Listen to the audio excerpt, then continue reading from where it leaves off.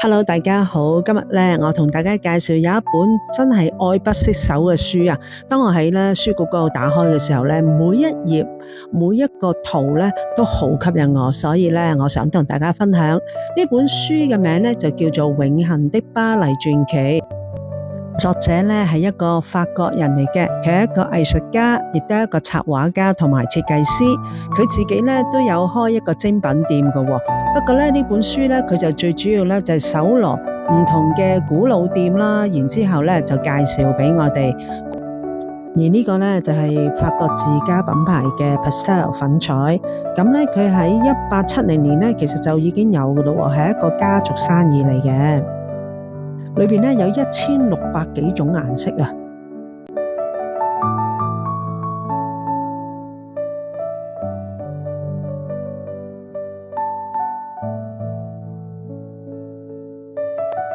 另外咧呢一間咧就係賣棉線啊、啲羊毛線同埋啲金屬線嘅鋪頭啊。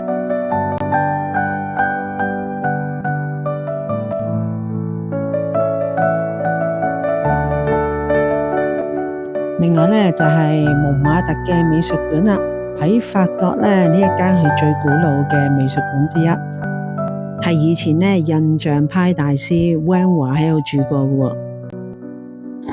喺19世紀之前咧，專門畫風景畫嘅畫家咧，佢哋都喺佢哋自己嘅工作室裏邊咧係構圖嘅。呢個咧就係礦物學嘅博物館。呢度咧擺咗幾千種嘅礦物啦，有啲咧甚至係包括咧有隕石添嘅，有啲咧就係嚟自法國皇室嘅寶石，差唔多有10萬件嘅標本嘅。另外呢一間咧書店就係收藏咗幾千本古董書同埋二手書喎。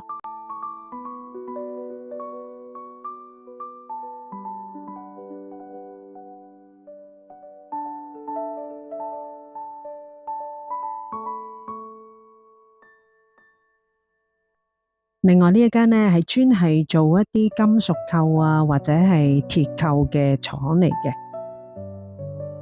佢哋亦都好出名做一啲皮帶嘅扣針啦。如果你想攞關於一啲 display 嘅靈感呢，其實呢本書呢都幾多嘅。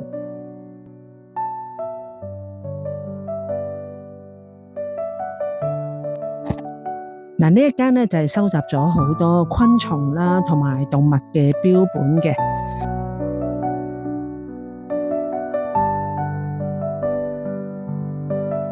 嗱，呢一間呢就係專係買刺繡嘅用品啦，同埋一啲配件啊、小飾物嘅。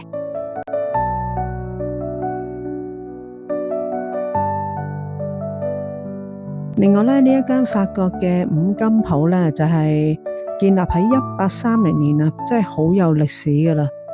呢間五金鋪咧吸引咗好多來自世界各地嘅買家嚟嘅，因為佢哋咧都想喺呢度咧揾一啲，尤其是由路易13時期啦，到1930年代嘅嗰啲青銅裝飾品啊。另外呢一間咧就係專係賣一啲好古代嘅木門啦，同埋石膏雕像嗰啲壁畫嘅。另外呢個收藏館咧嘅佔地咧就3000幾平方公尺啊，全部都收藏一啲古董嘅家私。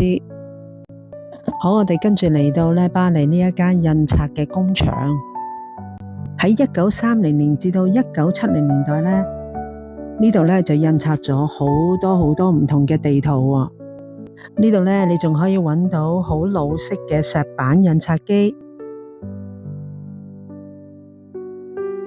跟住我哋就嚟到羅浮宮博物館對面嘅呢間好出名嘅美術用品店啦。原來 David Hockney 咧都係呢一間鋪頭嘅常客嚟嘅喎。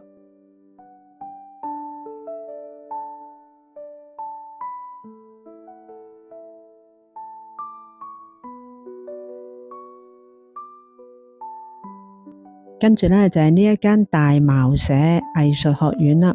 係咧成立喺1904年嘅，係蒙帕納斯藝術家咧佢哋嘅傳奇性嘅畫室嚟嘅。呢間咧就係草藥店，成立喺咧1880年嘅。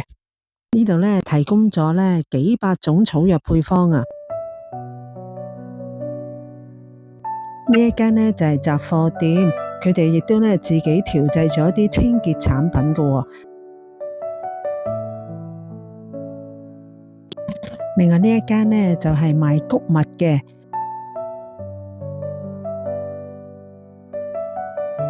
最後當然唔少得呢一間古董店啦，裏邊有好多賣人形公仔賣嘅喎。如果你喜歡呢條片嘅話，請你分享俾你嘅朋友，俾個 like 我，同埋免費 subscribe 我呢個頻道啊！多謝大家，我哋下一次見，拜拜。